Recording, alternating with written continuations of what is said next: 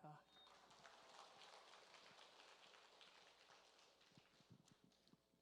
먼저 오늘 3번 아름다운 교회에서 간증을 소개하게 해주신 하나님과 우리 성도님들께 감사와 찬송을 올려드립니다. 벌써 3번 아름다운 교회에서 사역한 지 3년 차가 되었습니다. 처음에는 3월에 전역하자마자 일주일 만에 이 교회에 왔습니다. 그래서 까까머리였습니다. 비슷합니다 지금하고. 완전 햇병아리 전도사로 이곳에 와서 전도사, 강도사, 그리고 작년에 목사 안수를 받고 중고등부, 주일학교, 청년부도 또 잠깐 맡게 되며 여러 주님의 일을 같이 하고 또 교회를 세워가고 또 여러 성도님들과 인연을 맺고 전도도 하며 참 기쁘고 즐겁게 사역했던 것 같습니다. 벌써 11월 추수감사절이 왔습니다. 추수감사절 1년 동안 하나님이 행하신 일들을 기뻐하는 것, 저는 잠시 교회를 떠나 아픔 가운데 있었지만 사역을 돌아보는 시간을 갖게 되었습니다. 사역하는 동안 정말 기쁜 일도 그리고 참으로 힘들고 어려웠던 일도 있었던 것 같습니다. 작년 10월에 안수를 축하해 주셨던, 그리고 처음으로 이곳에 서서 축도했던 것이 생각납니다.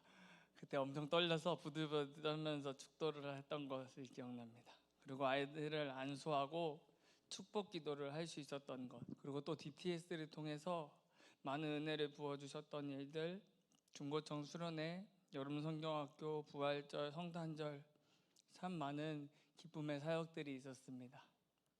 그리고 또 한편으로는 작년에 또 식중독도 걸리고 또 새벽 예배에 오다가 블랙아이스로 또 교회 차를 폐차시키는데 또 제 마음이 아팠던,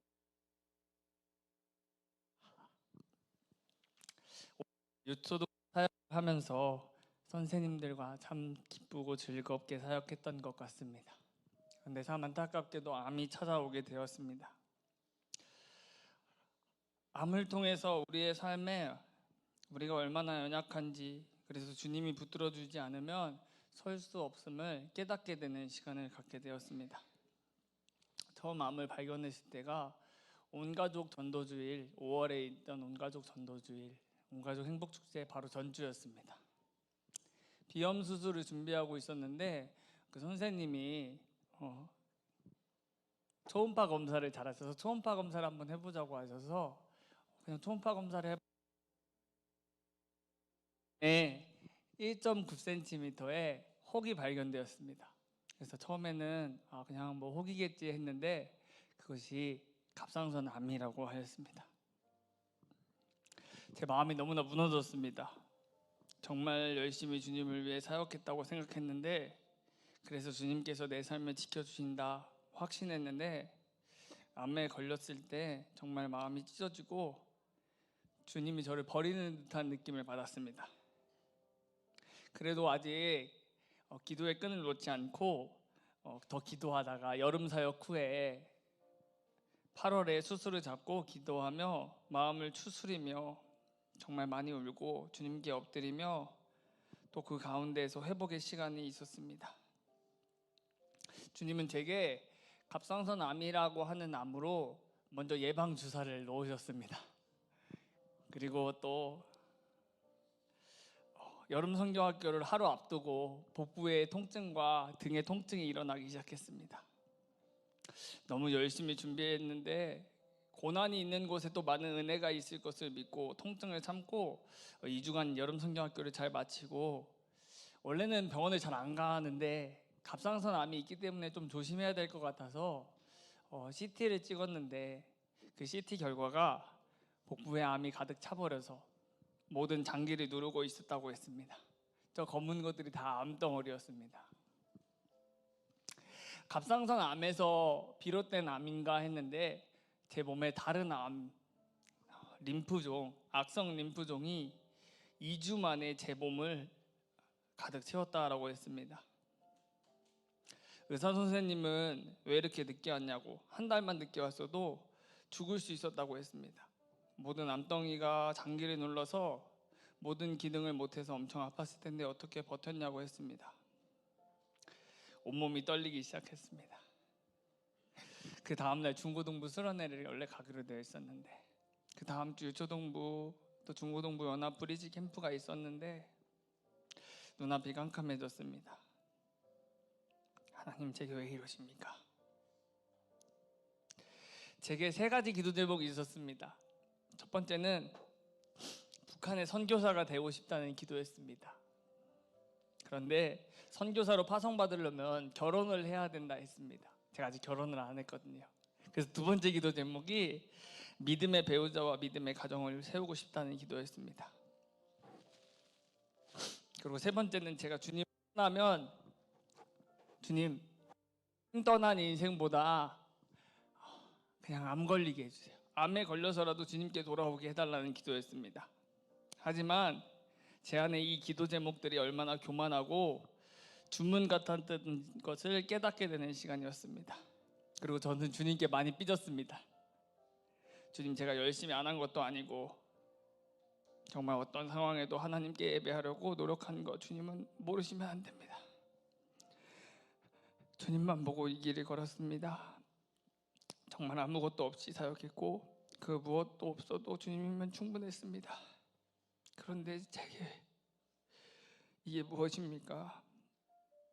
저는 그렇게 주님께 토로했고 주님은 제게 아무 대답을 하지 않는 것 같았습니다. 아니, 제게 대답을 하셨지만 저는 듣고 싶지 않았습니다. 정말 죄송하지만 저는 목사지만 성경도 안 읽고 기도도 안 했습니다. 목사로서 성도님들을 대할 때는 또 웃고 있었지만 아프기 시작한 뒤로 제 안에 모든 불씨가 꺼진 듯 했습니다. 그리고 저는 영적인 동굴에 들어가 하나님, 살아계시면 나타내달라고 기도했습니다. 그런데 주님은 제 기도를 들어주셨습니다. 하나님은 하나님을 나타내셨습니다. 꿈에 나타나거나 환상을 본 것이 아니었습니다. 저에게 하나님은 하나님의 사람들을 보내셨습니다. 마음이 아프고 몸이 아프고 잠도 못 자니 영적으로 피폐해져가 있는 가운데 여러 성도님들을 통해 하나님의 성품들을 나타내 주셨습니다. 정말 죄송합니다. 제가 어쩔 땐 답장도 못할 때가 있었습니다. 어쩔 땐 너무 힘들었습니다.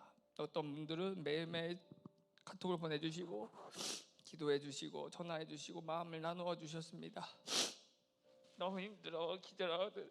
잠을 자고 식사를 하지 못하고 또 악몽을 꾸고 항암을 할 때마다 병이 나을 수 있을까 두려워하며 어쩔 때는 이걸 6차까지 해야 된다니 죽고 싶고 또 불안해하며 아침에 일어날 때마다 하나님은 성도님들을 통하여서 또 3번 아름다운 교회를 통하여서 제게 하나님을 보여주셨습니다. 제 첫 번째 기도 제목은 북한 선교사였습니다. 그 목적은 하나님의 사역이라고 생각했지만 어쩌면 미래 언젠가라고 하는 그 보고 있던 사역이 아니라 하나님은 지금 제가 이미 누리고 있는 만남의 사역들, 3번 아름다운 교회에서 만났던 그 성도님들의 그 영혼의 만남들이 얼마나 귀한 것인지를 깨닫게 하셨습니다. 성도님들의 사랑으로 몸에 있었던 더러운 암덩어리들은 이제 CT상으로는 보이지 않는 완전 관해라고 하는 상태로 회복되었습니다. 감사합니다. 하나님은 선하십니다. 기도를 세 가지로 응답하신다고 하십니다. 예스, 줄게. 노, 좀만 기다릴래. 그리고 세 번째는 기다려라입니다. 근데 우리는 종종 우리가 기도한 대로 이루어지길 바랍니다. 하나님 부흥을 주세요. 하나님 이것을 주세요. 저것을 주세요 할 때가 있습니다.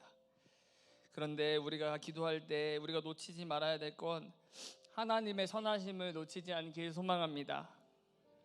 저는 두 번째 기도로 언젠가 믿음의 가정이 세워지길 소망했는데 하나님은 암을 통해서 우리 가정, 목회자 가정에 상처로 깨져 있던 저희 가정을 회복하게 하셨습니다.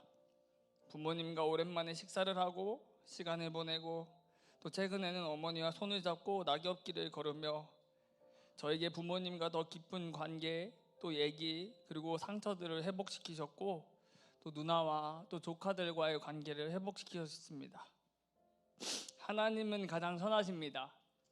제 오만했던 기도를 하나님이 선으로 바꾸십니다. 기도해도 안 해도 하나님 뜻대로 된다면 왜 기도해야 할까요? 이유는 하나님은 우리가 하나님께 강제로 끌려다니는 인생이 아니라 하나님의 뜻을 알아 함께 기쁨을 누리길 소망하십니다. 저는 이번 시간을 통해 하나님과 함께 걷는 시간을 알게 되었습니다. 우리의 인생 가운데 선하신 하나님과 또 그리고 옆에 있는 이웃들과 함께 손을 잡고 걷는 시간이 되길 소망합니다. 마지막입니다. 세 번째 기도는 주님을 떠나면 암이 걸리게 해달라고 했던 제 교만했던 기도. 암에 걸리니 주님과 멀어지는 제 안의 오만을 깨닫게 되었습니다. 마귀는 세상의 현상을 보게 합니다. 너 이거 없지 않냐? 세상은 젊은 나이에 암에 걸리거나 죽을 병에 걸리면 일어나지 못합니다. 그리고 없는 것, 부족한 것에 집중하게 합니다. 두렵고 떨립니다. 이제 갑상선 암도 수술 받아야 되고, 또 전처럼 목소리가 안 나오고, 또 림프암의 재발률은 60%가 넘는다고 합니다. 온몸에 안 아픈 곳이 없습니다. 그런데 그때 하나님이 마지막으로 보여주신 것은 이미 승리하신 하나님 나라였습니다. 그 나라는 세상이 감당하지 못하는 이미 이긴 하나님 나라입니다. 우리에게는 이미 승리하신 하나님이 계십니다. 승리하신 예수님이 계십니다. 요한복음 16장 33절, 두려워 벌벌 떨고 있는 제자들에게 예수님께서는 이렇게 말씀하십니다. 세상에서는 너희가 환난을 당하나 담대하라, 내가 세상을 이기었노라. 담대하라고 하십니다. 우리가 담대할 수 있는 이유는 이미 승리하신 예수님이 우리가 부르짖는 주님이시고 책임지신다고 하십니다. 그래서 조금 무너져도 괜찮습니다. 조금 넘어져도 괜찮습니다. 혹시 오늘 성도님들 가운데 삶이 무너져서 질병의 아픔 가운데 광야와 같이 동굴을 지나고 있는 성도님들이 계시다고 한다면 다시 한번 주님이 말씀하십니다. 담대하라, 내가 세상을 이기었노라. 우리의 삶은 이미 주님의 계획 안에 승리로 가득 차 있습니다. 이미 승리하신 하나님 나라를 보며 어쩔 때는 너무 스펙타클해서 롤러코스터와 같이 오르막길 내리막길이 있지만 하나님이 붙드시는 승리의 안전띠를 띠고 세상과 다른 영원한 생명을 가진 자로 살아가길 축복합니다. 제가 했던 연약하고 잘못되었던 기도를 하나님은 선으로 바꾸셨습니다. 제가 하는 모든 사역과 이웃과 교회를 사랑하게 하시고 또 우리 가정을 회복시키셔서 믿음의 가정을 이루게 하시고 정말 어떠한 상황에도 신실하신 하나님을 누리게 하셨습니다. 하나님은 3번 아름다운 교회를 통해 하나님을 만나고 누리게 하셨습니다. 마지막으로 하나님께 영광의 찬양을 올려드리길 소망합니다. 우리와 함께 하시는 하나님, 또 우리와 함께 우리 손을 붙들어 주시는 하나님, 오늘도 그 은혜가 우리 가운데 있길 소망합니다. 찬양으로 주님께 영광 돌리겠습니다.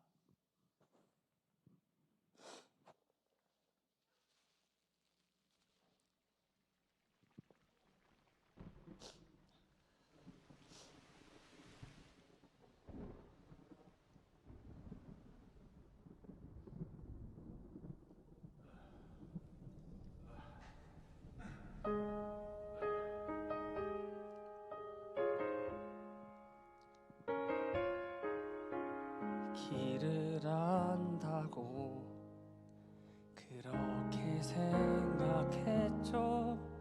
다 이해할 수 없지만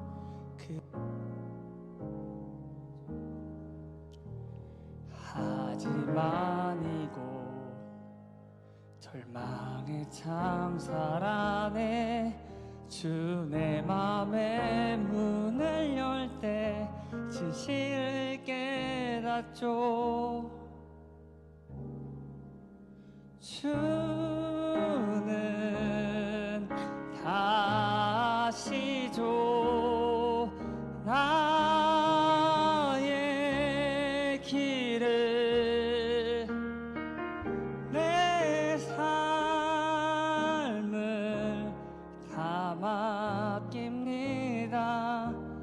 내 기도 잘하시니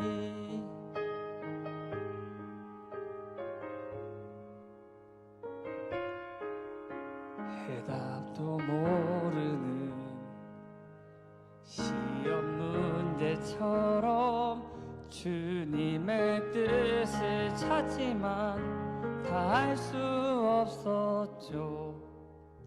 시련의 세월이 내게 준 한 가지 다 이해하지 못해도 주실래 아는 것 내 주는 다시 줘 나의 길을 내 삶을 다 맡깁니다. 내 기도 잘하시니 하늘 나는 새를 바라볼 때 그렇게 나도 날 수 있을 거야. 소망의 날개 펼 수 있도록 나를 이끄소서 가르치소서. 내 주는